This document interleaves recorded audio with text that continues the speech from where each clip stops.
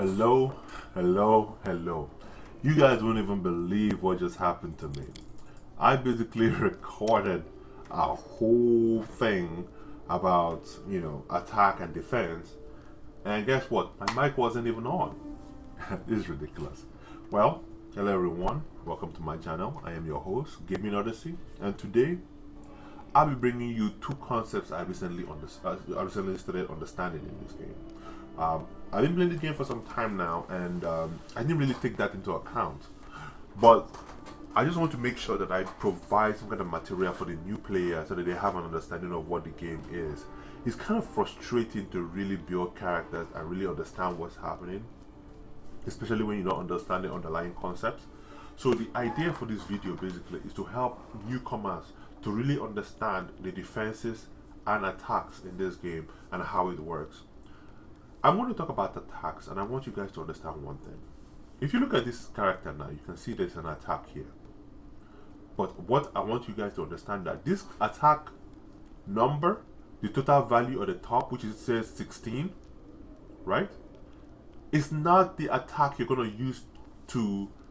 It's not the damage, okay? This attack means you have the ability to hit the AC, the armor class. Alright?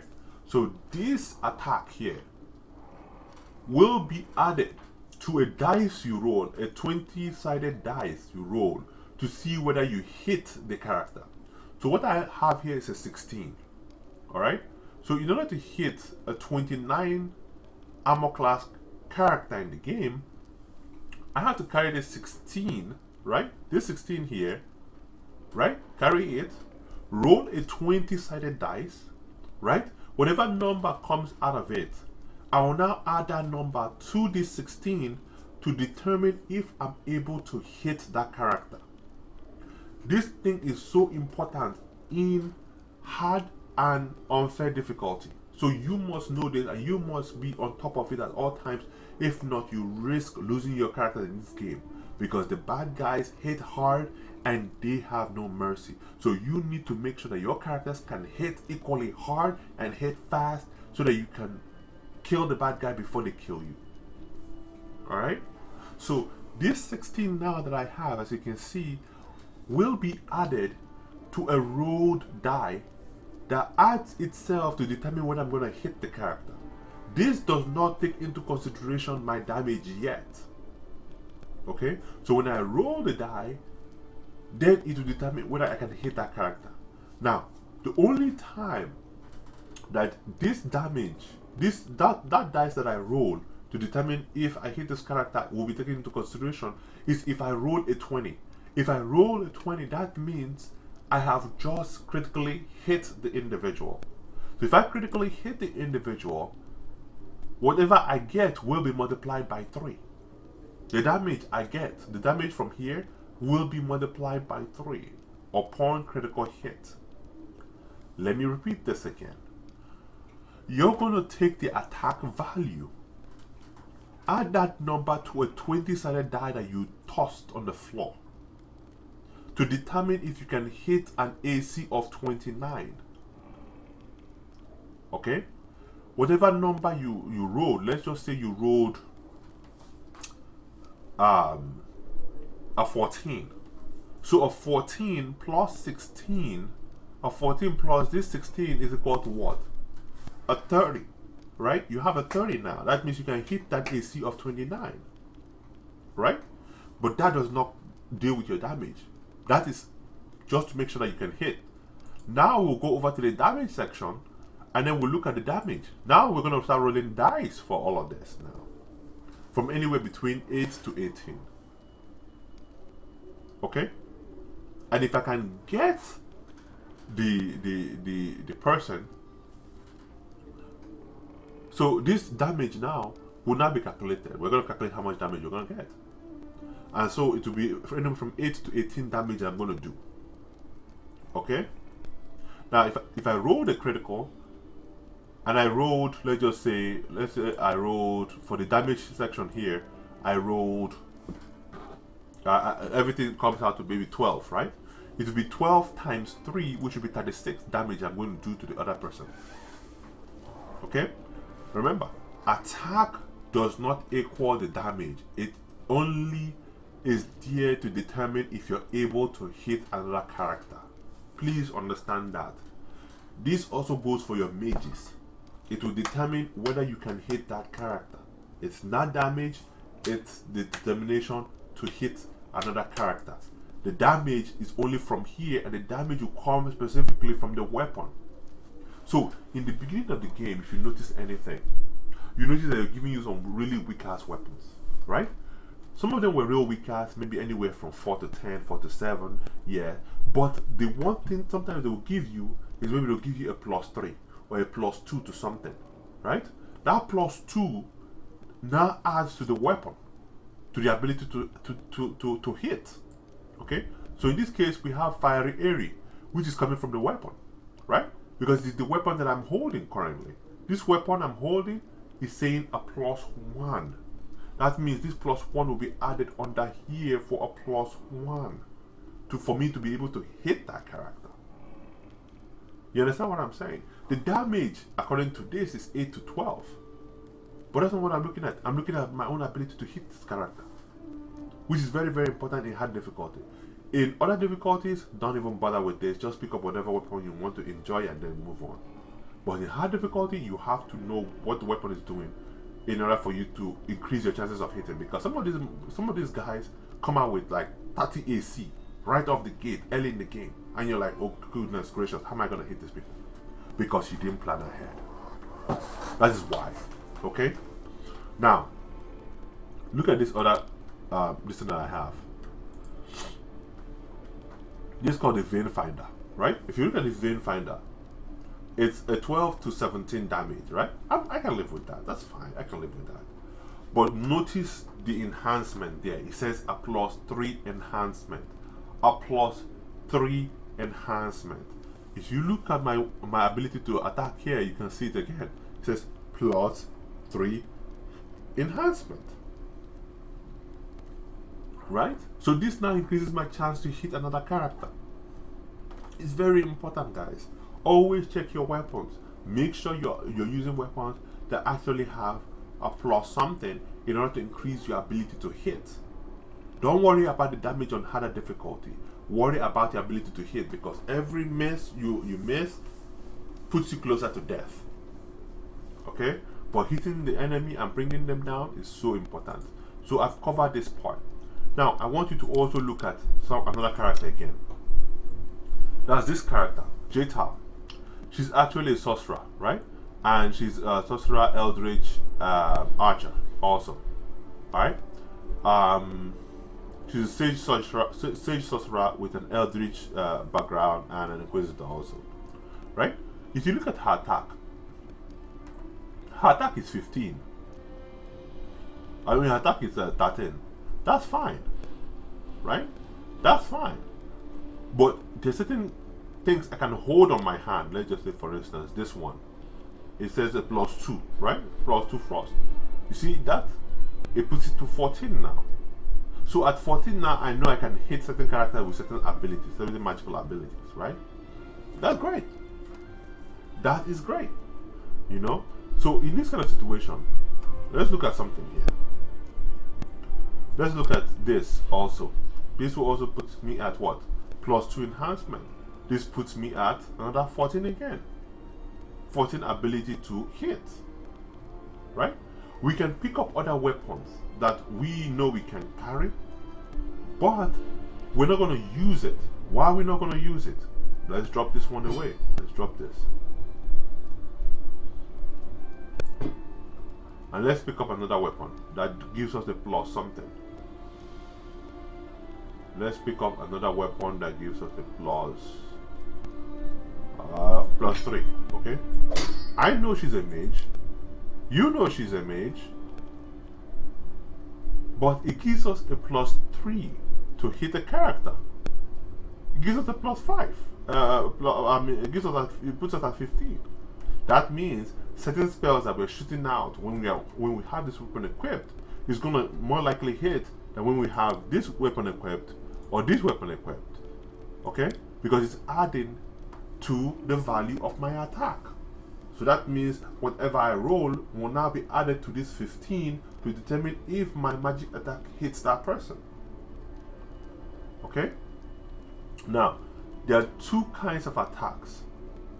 There is a normal attack which normally deals with melee, bow and arrow, certain magical attacks, and there's another attack called the touch attacks. Okay? Now, touch attacks are things like maybe snowball. Snowball is a touch attack. Okay? Rays are actually touch attacks. Something like scorching ray. It's actually a touch attack. Okay? With touch attack, it will also take this attack ability of yours into consideration when you are attacking. Okay? It doesn't take it from somewhere else, it takes it from this here. So with your touch attack, you can actually increase the likelihood of touching another character, as opposed to when you're with a bow. Now a bow will be nice because she's an elite archer. We put her at 14, that would be nice, and gives her an ability to shoot. But let's just say some characters have a very high, AC, a very high touch AC, then you're gonna have a problem. Alright? So with this now, I have a character that is 15 now, right? Look at her touch AC. Her touch AC is at 16. Many characters in this game that have a very high AC count, which is armor class, they have a very low touch AC as their protection. This touch armor class, right? They have a very low touch armor class. So with this attack now here and my ability like a snowball, right? Which has a touch of which basically is a touch attack, right?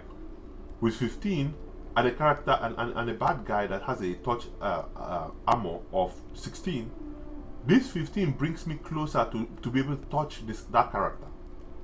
It doesn't have anything to do with the damage calculation from this snowball.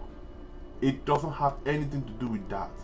It has everything to do with this attack here to be able to touch the character. Okay? That's what it is. That's what the touch attack is. To be able to touch that other character. This character right now has an attack of 15. That means if somebody has a touch armor of 16, then that means I can hit him. I just need to roll only a one-sided die to be able to hit him. The damage itself will be calculated differently because we have a wand here. And it has its own damage calculation from there. Okay, so now that you guys have an understanding of what I'm talking about, you can now start trying to increase your attack ability in harder difficulties rather than just simply carrying any weapon you like. Okay, so now that we have an understanding of what attack is very important that we now understand what armor class is. And I'm going to use this character specifically as an example. Now, in this game, it does not allow you to stack any abilities. You cannot stack anything. That means if you have strength here, the strength in here will not stack. Okay? So if you have dexterity here, make sure that you are not using anything else that has another dexterity. Okay?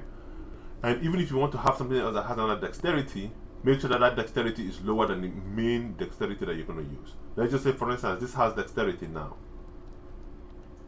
Let's just say, for instance, it has dexterity, right? This dexterity now will conflict with this dexterity. Okay? But let's just say this dexterity is like a 2 and this dexterity is like a 4. Then I can justify me keeping this dexterity here. But if this dexterity is a 6, there's no reason for me to keep this dexterity here again. I have to remove it and put something here that adds to the character's ability.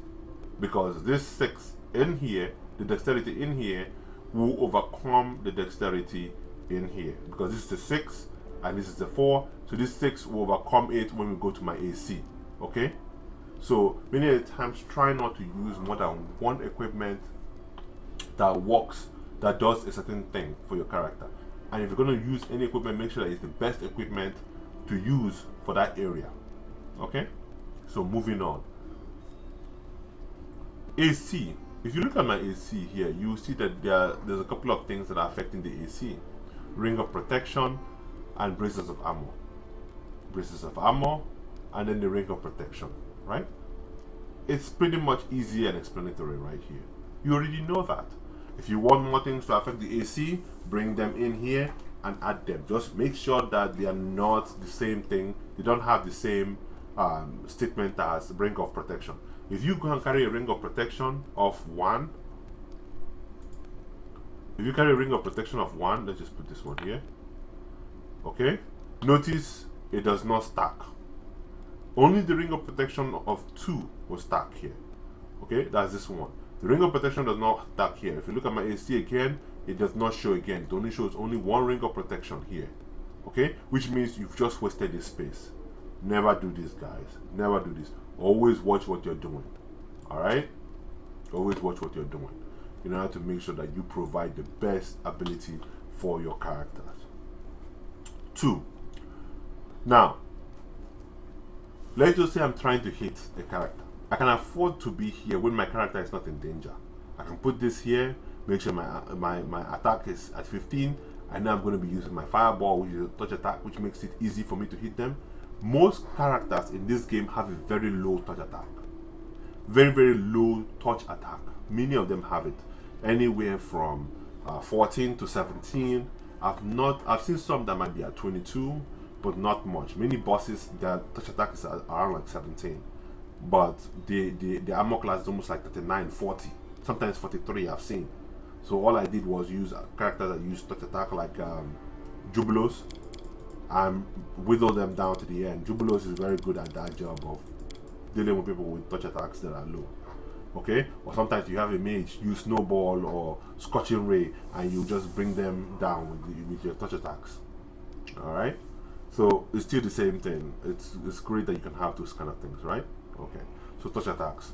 So you have your AC, which is your armor class. This is your normal armor class that you would have if under normal circumstances. Again, I'm going to repeat this. Your armor class is what you have by wearing all your equipment. Okay? It takes into consideration your dexterity bonus. It's very, very important here. Now we have flat-footed. Okay? Flat-footed is often used by the computer when a character comes out of nowhere, when the character is sneaking and they come at you surprisingly. How you would know is by you seeing a red dot here on top here, which tells you that you're flat-footed. Okay, so when you're flat-footed, this will be the AC that the computer will use to determine whether you're hit or not. Okay, so if they have an attack of maybe 10 or so on and so forth, they have to roll another dice that gives them 7 or more in order to be able to hit you. And if they have 7 or more, then then the computer is going to determine what their damage is going to be to you by the kind of weapon that they're holding. Okay, so there's a difference between attack and damage. Attack, it depends. It's all about the equipment that you have on. The damage is all about just that equipment you're using to do the damage. That's all it's going to use to calculate it. Okay, so your flat-footed means that you're taken by surprise, and because you're taken by surprise, your dexterity does not add to this. Your touch AC, okay, if you look at it, if you look flat-footed, okay, 6 braces of armor. Braces of armor is not there. Alright, so it's been removed. Alright, so this is going to be your touch AC. Your touch AC is going to just depend on that ring of protection and your dexterity, and then that is it. That means when another mage is doing a touch attack at you, okay, or maybe he's doing a kind of a frost hand, or is it a frigid touch, or whatever it is, they're going to be able to hit you with a 16. Okay, this is the same thing with another mage. And this is why someone like Regonga is very, very strong sometimes. If you go his build, because you always find him hitting characters with his touch, because he's always using one hand as a for equipment like a frigid touch or something like a shocking grasp. This is also a touch attack too. All right, this is a touch attack. So you can see right there. You can even see it's written down there. Your successful melee touch attack deals 1d6 point of electricity damage per caster level, maximum 5d6. 5d6. Alright? So that's why he's very good at what he does. Alright? Because he can stay in the front line and fight. Okay, so let's look at her. Her AC is 21, 17, 16. Let's say the bad guys were able to get to the back line, right? What would you do? You switch out your weapons. I switch out my own weapon immediately to protect her, right? Notice my attack went down. That's fine. Alright? With touch attacks, I can actually protect her from here. It just takes about three rolls from that, which puts me at maybe a little bit of an advantage, to be able to hit my touch attacks, right? So that means at this point now I can use this shocking grasp. I can use it without creating any kind of reaction from the bad guys, right? I can create a reaction because it's a touch attack, so she's not going to have an attack of opportunity, right? So she's like here, and then I use this ability to hit them, right? But notice one thing here. My AC has just gone up. Remember, I was here where it was 21, 17, 16, right? But watch this. Boom. Right? Her AC is up now. Okay? Her guard is up now. Now, once her guard is up, well, guess what? Her AC just went up. Check this out. You see now? Now, can you touch her? Can you mess with her? No. Okay? Her armor class just became 29. That means you have to roll a 29 in order to touch this baby. Right? A 29. That's high. And the bad guys are going to find it very difficult. And then I add a blur to it, or I add a displacement, and boom, she's untouchable. Right? And that is going to touch attacks all day. That means I can make her a frontline mage who's shooting things left and right in front without affecting the people in the back. Right? I put her up in front. The only problem I'm going to have is this part here, right here. If you look at this thing, it says what? A 5% arcane failure chance. 5%. 5%. 5%. So that means I have a 5% to lose my spell. But still, I have increased her armor to make sure that she survives the round. Being flat-footed is 22 now. Touch attack 19. Right? It went from 16 to 19. Right? That's good. You know? That's good. So, I just wanted you guys just to see this from my own perspective. Something that I began to really understand. And once I understood it, I began to create characters that are very hard to hit in this game. And I wanted to share that with you guys at least today.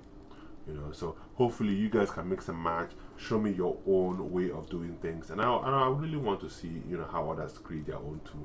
But I just wanted to make sure that I provide this understanding so that you guys understand how to build your character, so that you don't get frustrated with this game and continue to reload all the time. Many of the times I play in turn-based mode, which I always do, and I highly suggest that you do so that you can really understand the game mechanics on it. It's kind of slower, but still it allows you to really understand what's happening, rather than just turning them into just only one trick pony where they're only attacking or they're defending and that's it. And for me personally, I don't think that's how the game was created for people to enjoy. So with that said, I'm your host, signing out. Okay, my name is Game Odyssey, and I will see you guys on the next episode. Peace out.